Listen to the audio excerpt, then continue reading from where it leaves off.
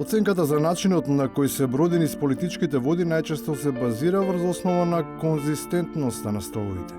Незината важност не смее да се исклучува ако го е однапред негаторска. Таа ја покажуваат цврстината и непопустливоста на карактерот. А човекот е изгубен во свемерот, јас сум разговарал со него. Јас сум разговарал и со Груевски. Значи, тука имаше муавет, знаеш на што си, постигнавме пржини се. Една работа, знаете со Мицковски што сум договорил во 3 години? Ништо. И навистина може да се јави сериозен проблем кога опозицијата има несогласување со власта, но посебна диагноза е кога таа не може да се разбере ниту самата со себе. Тогаш не се работи за пркос ниту за адекватна позиција, туку за безиденост која ескалира. Порадитноста и армантноста на состојбите на терен, но и необходноста да се помогне на граѓаните. Апелирам денес до председателот Пендаровски да прогласи согласно уставот ворена состојба во Македонија час поскоро. Да не се губи драгоцено време.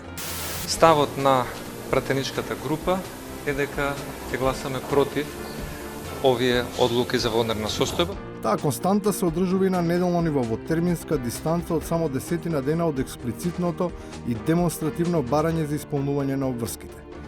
Буката предизвикана во миговите на екзалтација од неспроведувањето е контрадикторна со речиси нечујното ниво од децибели во моментот на отфрлање. Донесете одлука која што ќе биде за интересите на овој народ. Викенд без ДДВ, тоа го ветивте пред изборите и тоа мора да го испорачате. ВМРО ДПМН нема да поддржи законско решение каде што ќе имаме викенд без ДДВ помеѓу 10 и 12 октомври. Со или без додадена вредност, имајќи ја предвид вкупната сума, сосема е разбирливо истакнувањето на барањето за одговорност, но и за тоа постои објаснувачка камуфлажа, која за жал се црпи со паралели, чие споменување божем ужаснува и не треба да биде репер. Кај подсетам Зоран Заев 2014 изгуби 200.000 разлика, па не се повлече. 2016 повторно изгуби 20.000 разлика, па не се повлече. Па нели не е добар пример но Зоран тоа не е Заев за добар вас? пример, тоа беше вториот дел од реченицата. Нели ако не е добар пример, што со него се Но споредува? Зоран Заев не е добар пример, точно, тоа беше вториот дел од реченицата, вие не прочитавте мислата.